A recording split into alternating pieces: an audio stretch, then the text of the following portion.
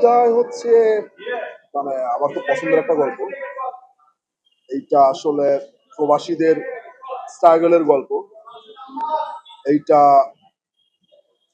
Fun, মানে গল্পটার মধ্যে ফান আছে, মজা আছে। আমার মনে হয় যে দর্শক আমার কাছ থেকে এর আগে যে দুইটা সিনেমা দেখছে, বরবাদ এবং রাক্ষস, আহ, এই দুইটার মানে এই জনরার বাইরে গিয়ে কাজ করার চেষ্টা করেছে। বাকিরা দেখা যাক আল্লাহ ভরসা কি হয়। পুরোপুরি ডিফারেন্ট। ওইটা একটা অ্যাকশন ফিল্ম ছিল, এটা একদম অ্যাকশনের বাইরের একটা ফিল্ম। আমার গল্পের প্রয়োজনে মনে হয়েছে যে এখানে বাপ্পা ভাইকে লাগবে, দিঘি ঠিক আছে, ওকে লাগবে। মানে আমার গল্পের প্রয়োজনে যে যে কাস্টিং গুলা মনে হয়েছে, এদেরকে নেওয়া হয়েছে। সবাই যে যার যার দেখে খুব ভালো করে গেছে। আশা করি সবাই সিনেমাটা এনজয় করবে। চ্যালেঞ্জ তো নিজের সাথে নিজে। দুটা সিনেমা করলাম অ্যাকশন জনরার, এবার হচ্ছে একটু অন্য জনরার সিনেমা বানাচ্ছি। এটা নিজের সাথে নিজের চ্যালেঞ্জ। অন্য কার সাথে কেন চ্যালেঞ্জ করতে যাবে? বাজেটের ব্যাপারটা দেখেন, আমি জানি না, এটা প্রডিউসার জানে। তবে হিসাব অনুযায়ী ওগুলার থেকে অনেক অনেক অনেক কম হবে, অনেক। আমরা তো সিনেমা হল, আমরা তো দেশ, আমরা তো সিনেমা হলের জন্যই সিনেমা বানাই। তো সিনেমা হল হচ্ছে যে সিঙ্গেল স্ক্রিন হোক, সিনেপ্লেক্স হোক, মাল্টিপ্লেক্স হোক, দেশের বাইরে হোক, সব জায়গায় তো রিলিজ হয়। দেখেন, একটা প্রত্যাশা নিয়েই তো সিনেমা। বসুন্ধরা টিস্যু, অশুদ্ধতার বিরুদ্ধে এক বিন্দুও ছাড় নয়।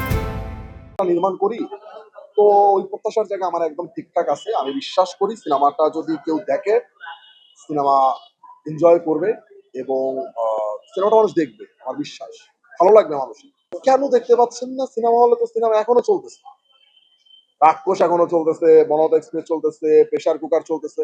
সিনেমা হলে তো সিনেমা চলতেছে এবং মানুষ দেখতেছে এখন পর্যন্ত। আর একটা জিনিস একটু ঝামেলা হয়েছে, সেটা হচ্ছে ধরেন সন্ধ্যার পরে সব শোজ গুলা বন্ধ। মানে তেলের একটা ক্রাইসিস চলতেছে।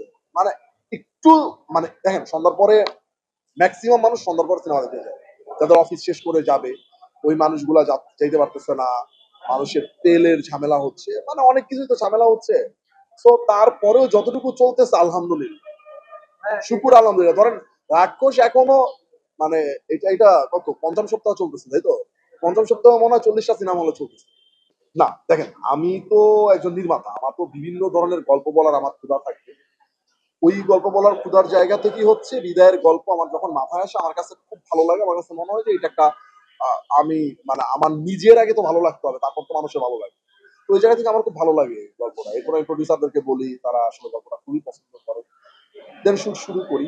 তো আশা করি যেমন আমার ওই সিনেমাগুলা দর্শক যেরকম এনজয় করছে, এই সিনেমাটাও এরকম এনজয়। হ্যাঁ, সিনেমা নিয়ে আলোচনা হয়েছে, আর এমনি তো অনেকদিন হয়েছে দেখা হয় না। মানে আমার সাকিব আমার খুবই পছন্দ করে, ছোট ভাইয়ের মতো। তো অনেকদিন হয়েছে দেখা হয় না, গেলাম দেখা করতে। এই তো আড্ডা দিলাম, একটু টুকটাক কাজ নিয়ে কথা বললাম, এই।